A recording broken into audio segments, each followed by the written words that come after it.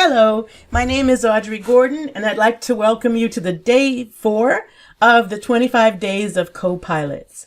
Today, we're going to do a summary of your Copilot options with Power Apps to kind of level set your understanding of what your options are to basically make your apps more enjoyable, better experience, but also to get them done faster.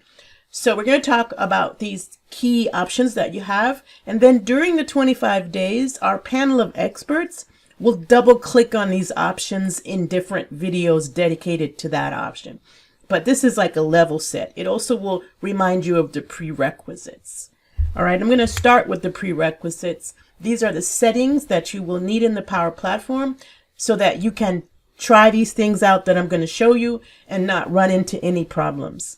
So I've grouped these, and I think I did mention that on day 1, but I want to underscore today. There are tenant settings, there are environment settings, and then there are Canvas app settings for the actual app itself. So both the tenant and environment settings are found in the Power Apps Admin Center, and the Canvas app settings are found in the settings of each app. So let's summarize these 4 primary options. But understand that each one has a whole world of conversation. So as we get through our 25 days, we'll get a chance to double click on each of these 4 areas.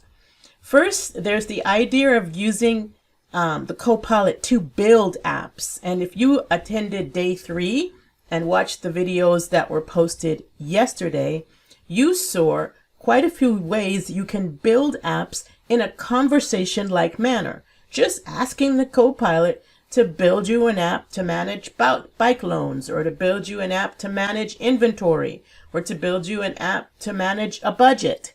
So you would just ask the Copilot, telling it what you think you need, or like we did yesterday, which was kind of fun, is we let Copilot help us with the planning by letting it leverage the internet to see how that type of data is often managed. So this is kind of like option 1, and it speeds up the maker's life considerably so that you can get apps done faster. Second option you have is once you're in an app, you will have the capability of using the Copilot in the right panel, and we're going to look at this together, to edit the app.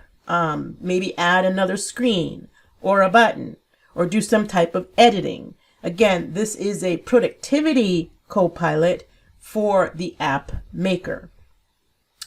Third option is to be able to add Copilots into your apps for the users. So think of those people who will be consuming your app.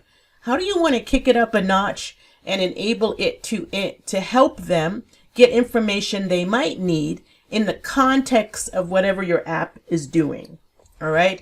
So you can actually add a Copilot control to the app and then configure it, tie it to data that's related to the app so that your users can ask questions and find out things that maybe would be harder for them to manually look up.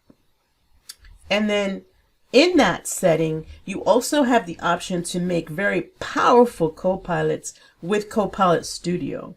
And these are Copilots that are not just connected to one data source, but they might actually have plugins, they might have websites, they might even have documentation supplying information to the Copilot so that they can generate responses to questions related to those sets of data resources.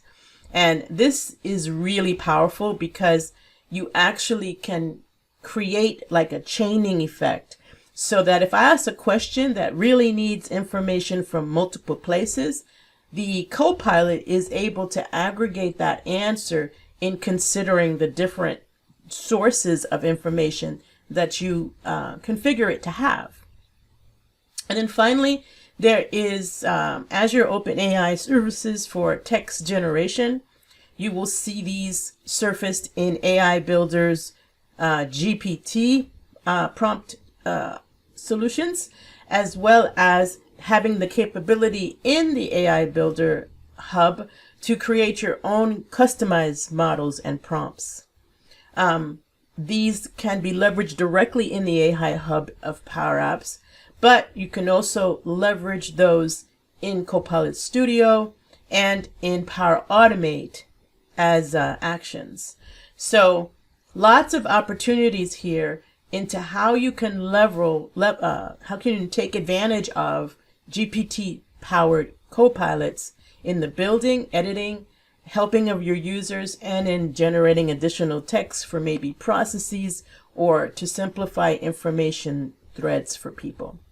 Okay, let's take a look at where you would find these things in the products so that you can get started trying these out. But as I mentioned, each of our panel of experts will double click on these options during the 25 days. So continue to follow this series to get more detail. If you want to start building apps, again, we did this yesterday, but you would just go to the Maker portal, and here you'll see on the very home screen, you have the capability of starting the conversation that will build the app. You can type a description in here in natural English, and it will walk you through the steps.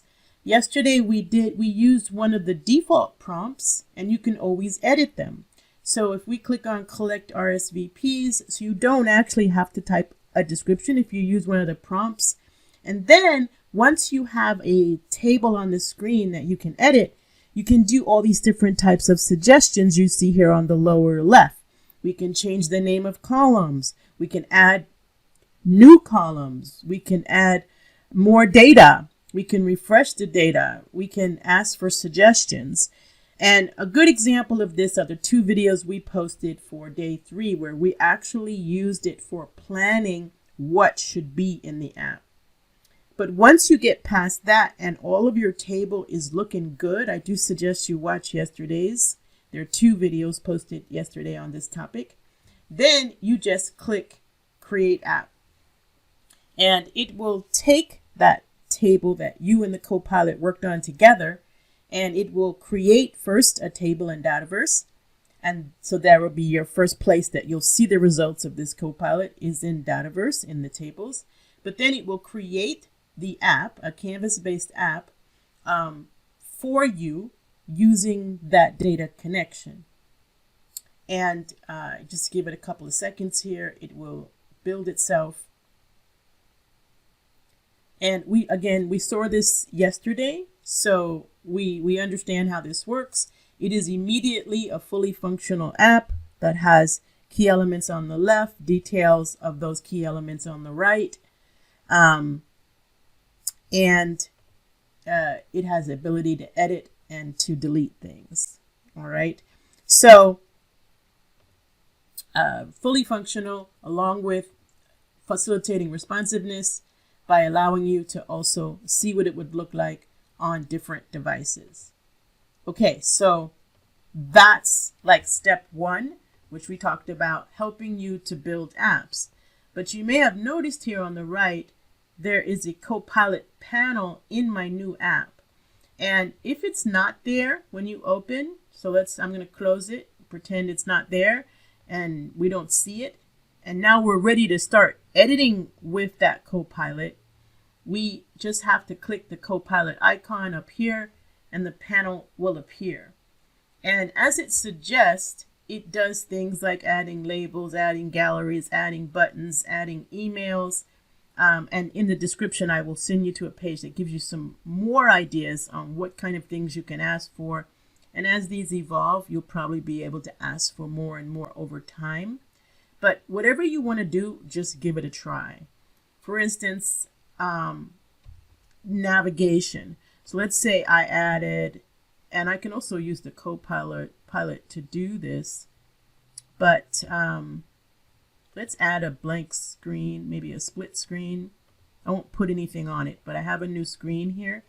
And all I want to do is have a button on this screen underneath this container that lets me navigate to that other screen. Add a button. And I can say things like with the words go to screen. as the display text. Okay. And you can have fun playing around with the words that you can use to do things. And this prompt is not going to generate anything as far as text goes. It's actually triggering code that would add the button. So I'm going to cut this button, or I can move it down, but I'm going to cut it and move it into this right container. So I'm just going to paste it there. So if anything ever appears where you don't want it, you can just copy and paste it or move it around as you see fit. It does say go to screen as I asked.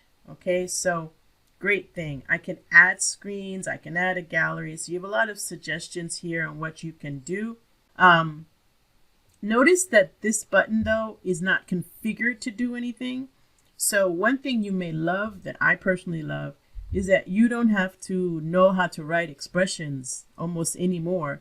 The Copilot can do that for you. So I can highlight the button and then I can say configure this button to button on select to go to screen 1. And so you can see the on select statement right now is false, but we're going to give it a minute, a little less than a minute. It's pretty fast. And there it goes. It adds the formula that would cause that to navigate to screen 1. So if I click this, it's going to go to that screen with the split sides. So you can add buttons, you can add the formulas behind those buttons. Give it a try. I'm sure you're going to love this feature, especially those of you who are brand new makers who basically are learning how to do these things manually. Now you almost don't have to. Now, what about adding bots to the Copilot for your end users? To add a bot to your app, I'm sorry, I shouldn't say bot. I should say probably Copilot. I'm going to just select the container, and then in the insert menu, I'm going to click on Copilot. He will add the Copilot to the screen, but the Copilot really doesn't have any data associated with it yet, right? I'm going to close this editing panel so that we have some more space here, and you'll see the properties for this.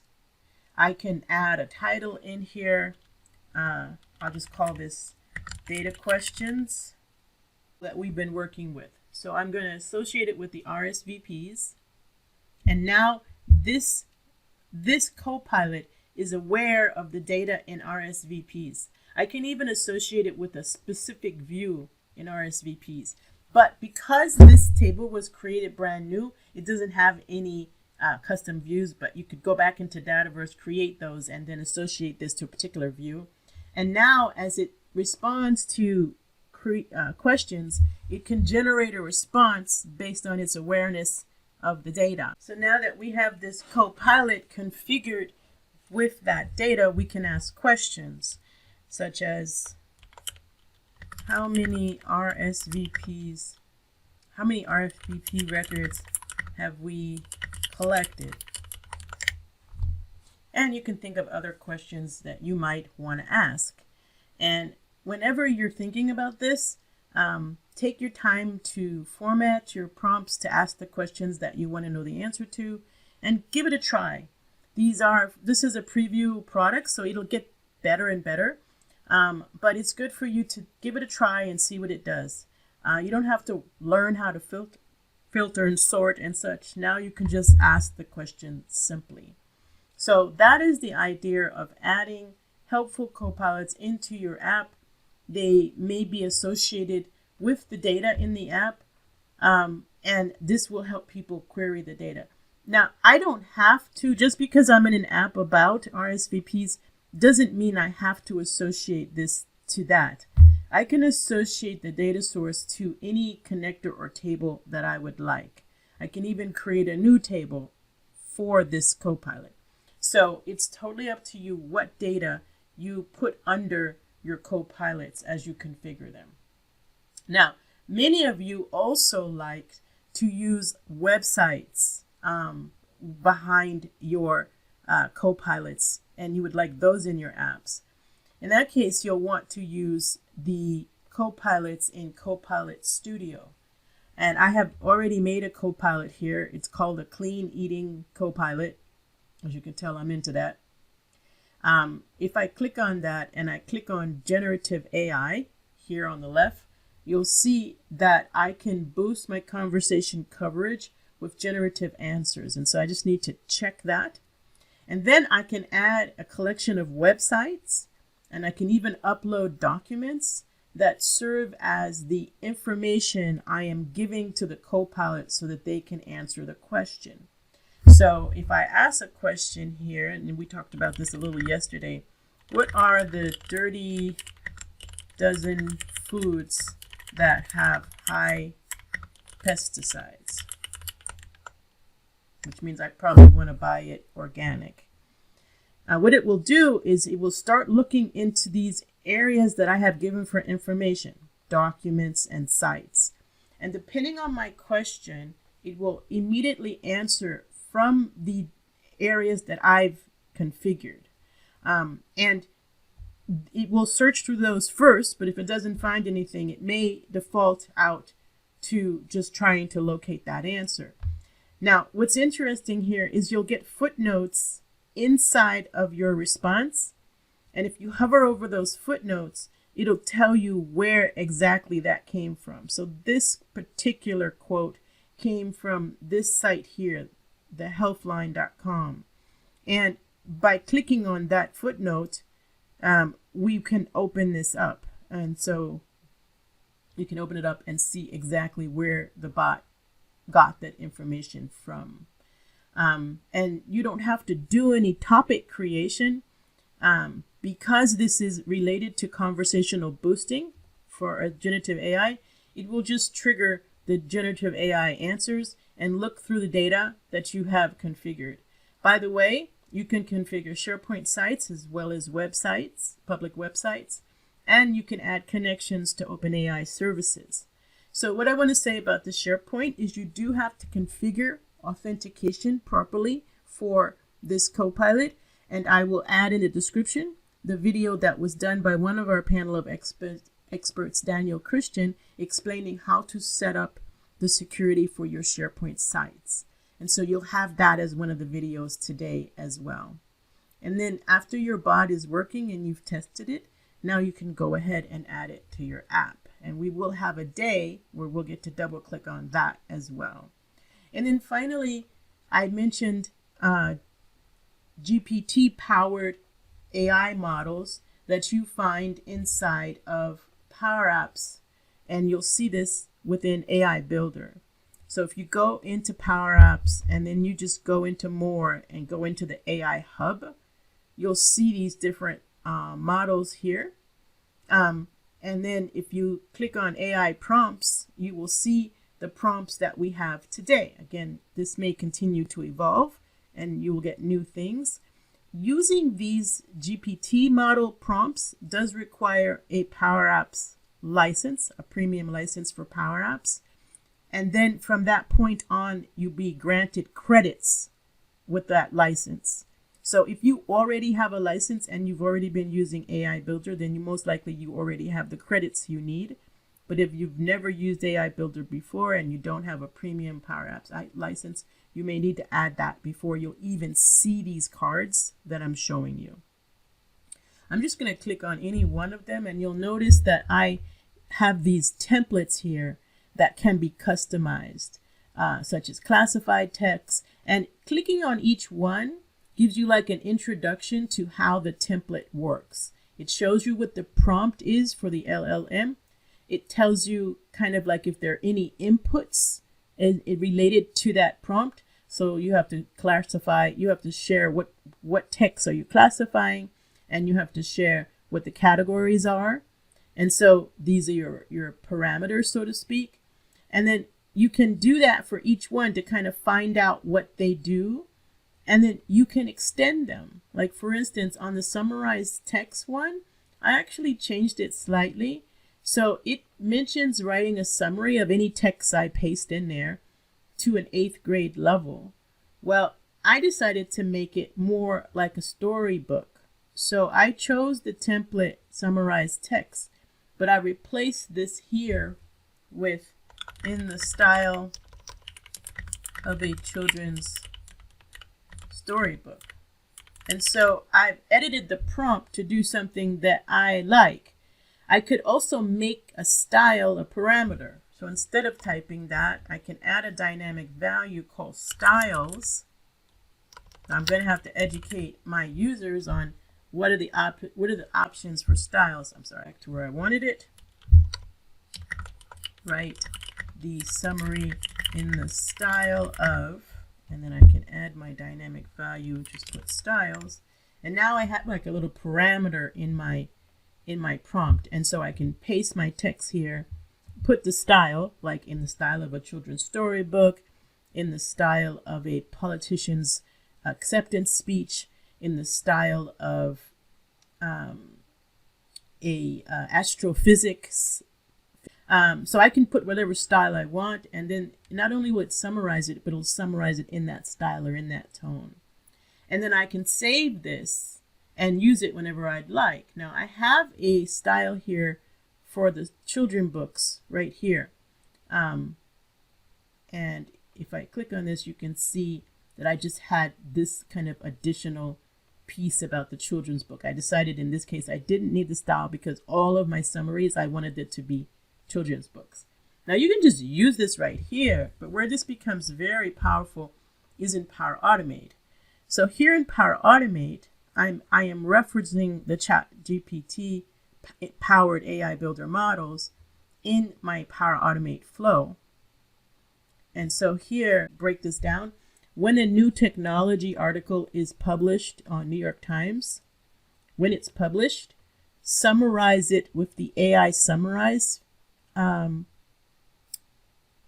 model, and it knows what it needs. You know, it'll give you back those parameters you need. In this case, it needs the input text, which is the summary coming from the RSS feed. I expect it to be kind of long, and what I'm doing is having the AI Builder GPT powered model summarize it for me. And I'll let you know why, because sometimes I like for things to show up in different places, and so I want short chunks of text, and so I did that.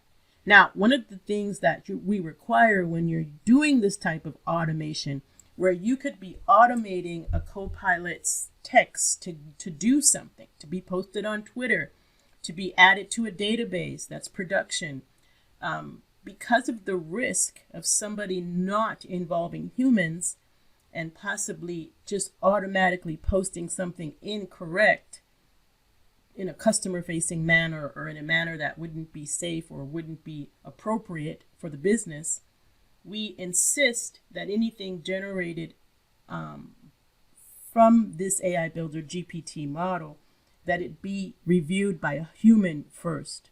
And so you must add this start and wait for an approval of text. And what this will do is enable humans to go and look at it and approve it. And then you can add your other actions, like I like to post it to teams or so on. And you'll see that in my day on ways to get information from Copilots that's coming up. But the way this kind of shows up in Power Automate is the approval process will actually have the text that the Copilot generated, and you can approve it or reject it or reassign it to somebody else. But when you click approve and confirm, whatever's in this box now continues with your process flow, right? But before you press confirm, you can decide to modify this, right? And this is where the human, in the loop human, gets involved and says, no, that's incorrect. Let me revise it slightly. It's close, but not quite. And now we are sure a human has reviewed this. They've made any necessary changes. They can also decide not to make any changes, but they've made the necessary changes and they have approved this as valid to continue the process. And so as soon as they hit confirm, and they can also add comments, let's avoid the word people. And that is not a recommendation. It's just why I changed the word. And you could write whatever you'd like there as your comment. It's a record of why we approved or rejected it. And then I can confirm that. And now the process will continue. Okay. And the response has been recorded. So if that was going to be posted to Twitter or somewhere else, we can now say it has a good reason to get posted because the humans looked at it. Now, these are very good for automating generative text. But again, it's highly recommended that you use this method so that you enforce the in-the-loop humans. And you'll see quite a few things talked about during the days that we're going to talk about the AI Builder GPT models. You'll see a lot mentioned about responsible AI and keeping humans in the loop. So basically, I think I went through all the 4 options that we had talked about. First one being able to build apps using a conversational format. Second one being able to edit apps using the Copilot panel in the app itself. I think yesterday you actually saw me querying the data in the Copilot panel in the model-driven app. So if you didn't see that, that was also yesterday. And Eric will be talking more about that as well as his days come online. And then so we did the creation, the editing, the special Copilots for asking questions. And we also showed Copilot Studio on how to make Copilots that have multiple data sources, not just one table, right? But multiple data sources, which could even include plugins. And then finally, the last thing we looked at was the AI Builder GPT Powered Models, which enable you to do a bunch of things like summarize text and extract information from text. And you saw that you can use those, just use them one at a time in the AI Hub, or you can actually call upon them in Power Automate. So these are the options you have for really optimizing your experiences in your applications, as well as optimizing your processes to take advantage of the power of the Copilot. So I'm going to leave you there today with that summary of options. But like I said, we're going to double click on each of those as we go through the 25 days. And I'll be looking forward to talking to you more tomorrow for day 5 of the 25 days of Copilots. Thank you for watching and happy holidays.